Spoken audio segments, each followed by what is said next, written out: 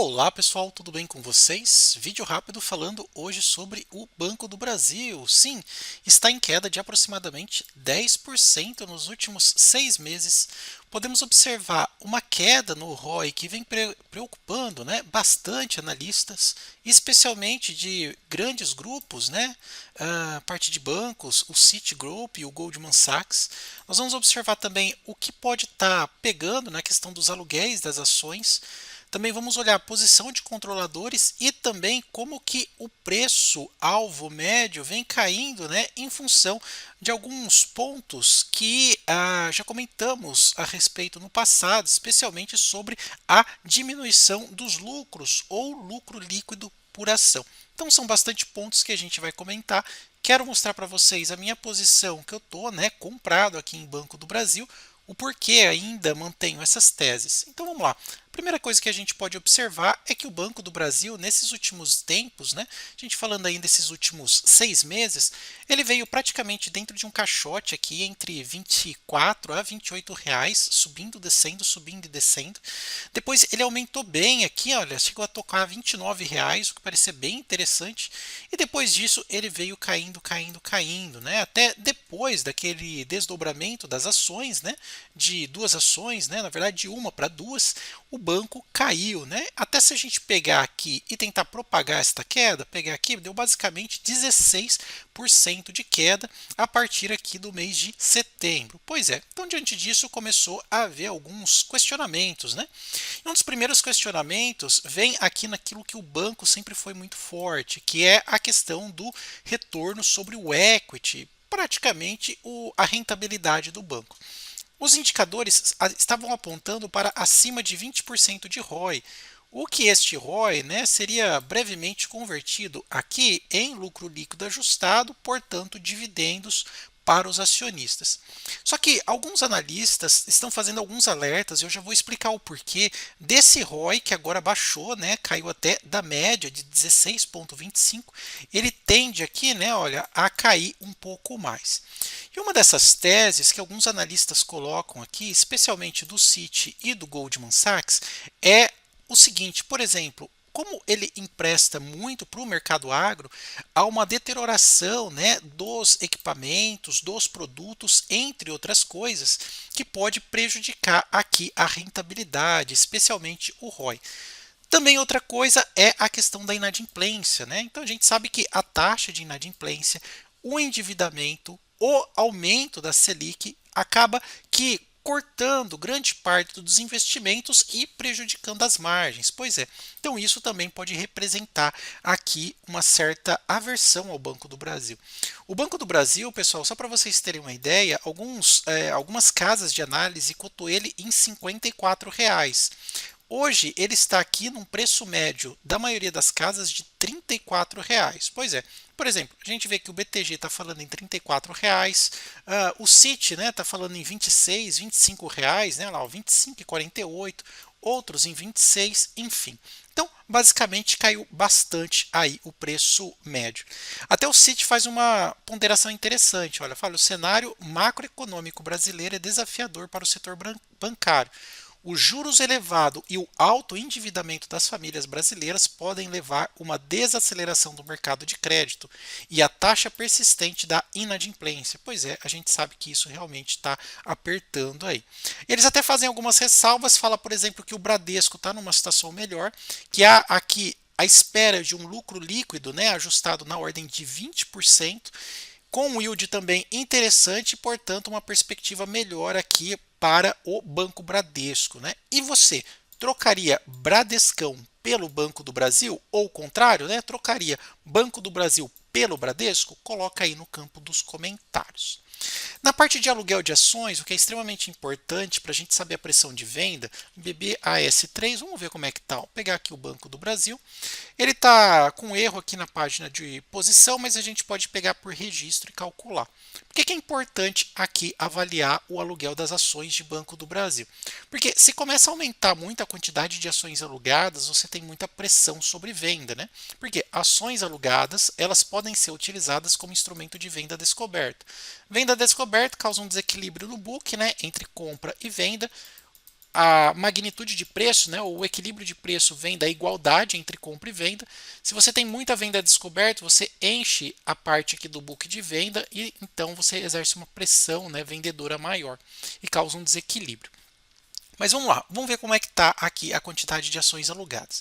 Primeiro ponto, a gente vê que o prêmio pago pelas ações alugadas está baixo, 0,07, ou seja, nada. Não compensa você alugar suas ações de Banco do Brasil, tá?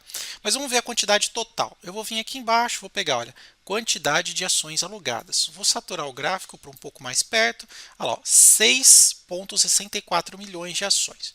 Como é que a gente faz essa conta então? Bom, basta dividir, né, esses 6,64 pela quantidade total de ações, né, que o Banco do Brasil tem. Salvo engano, são 15 bilhões, é isso, olha lá. Na verdade, 5,7 bilhões. Então, o que você tem que fazer? Você tem que pegar aqui, olha, vamos pegar a nossa querida calculadora. Então, você tem 6,400 milhões, né? 6 milhões 640 mil. É isso, basicamente, né, que a gente conseguiu ver aqui, olha. Olha lá, 6 milhões 640 mil. Então, o que a gente vai fazer? Vai pegar esse cara aqui e vai dividir pela quantidade total de ações.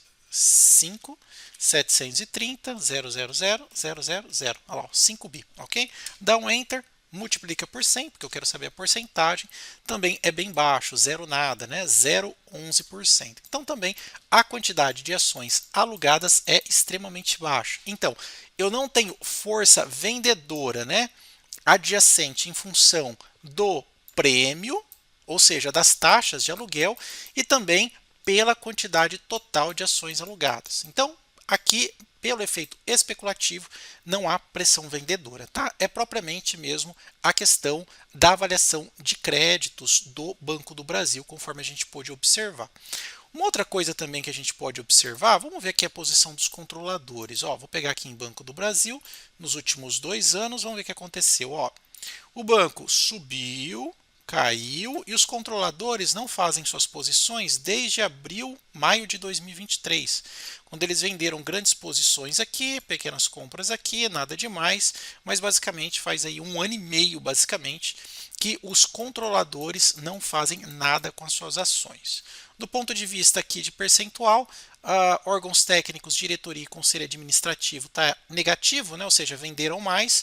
Companhia, controlador e conselho fiscal está em posição neutra, bem tranquilinho aí, sem fazer suas movimentações. Então, o Banco do Brasil não é tão tradeado assim. Diferente, por exemplo, vamos ver aqui o Bradesco. Ó, Bradesco. Se você está interessado aí no Bradesco, ó, vamos ver o que acontece. Vou pegar aqui o Banco do Bradesco, olha lá, dá uma olhada. Só nesse último ano aqui, olha como a gente pode observar, a ação caiu, os controladores fizeram bastante compra. Caiu, fizeram compra. Subiu, fizeram algumas vendas, tá vendo? Aqui a gente consegue ver a diferença de um banco para o outro. Outra coisa também interessante, ó, se você observar aqui, o Banco do Brasil ele está sendo assistido por 13 analistas, recomendação de compra e preço médio alvo aqui, olha, de 34,09. Aquilo que a gente acabou de ver ali naquela matéria. E a gente consegue ver alguns pontos interessantes aqui de Banco do Brasil, né, nessa matriz. Por exemplo, os múltiplos, né, do preço sobre valor patrimonial está abaixo dos pares, isso é verdade. Você pode perceber que há um desconto, né, abaixo de 1 aqui, salvo engano 0,8. As previsões de faturamento anualizadas são maiores, não significa que vai ter mais lucro. O lucro por ação anualmente cresceu, só que as margens estão comprimidas, tá vendo? A relação da dívida pelo capital está diminuindo e as previsões, né, de EPS, que seria Earning per Share, o lucro por ação, estão abaixo da média do setor bancário. Tá? Então aqui a gente vê meio que uma posição neutra em relação, né, às magnitudes aqui entre ganho, rendimento, desempenho, entre outras coisas. A gente pode fazer até uma análise um pouco mais profunda a respeito disso, para você poder entender melhor aqui esta matriz. Tá? E quando a gente vê aqui vem aqui, né, no preço médio, a gente consegue ver os múltiplos. Olha lá, o Banco do Brasil a 0,8, ou seja, ele está com 20% de desconto em relação ao seu valor patrimonial. O Bradescão é o que está mais descontado aqui, depois o Santander e o Itaú está sobrepreço aqui, tá bom? Isso daqui dá um panorama bem interessante sobre o risco do Banco do Brasil. E aqui na perspectiva de preço-alvo, bastante analistas aqui, tem gente falando que pode chegar a R$ 45, A média 34, ou seja, 40% de alta, e alguns aí mais conservadores, R$ 25 com 2% só de alta, né? Bem assistido aqui pelos analistas, 5 mantenha, 3 compre e 5 compre forte, aqui o que a gente pode observar.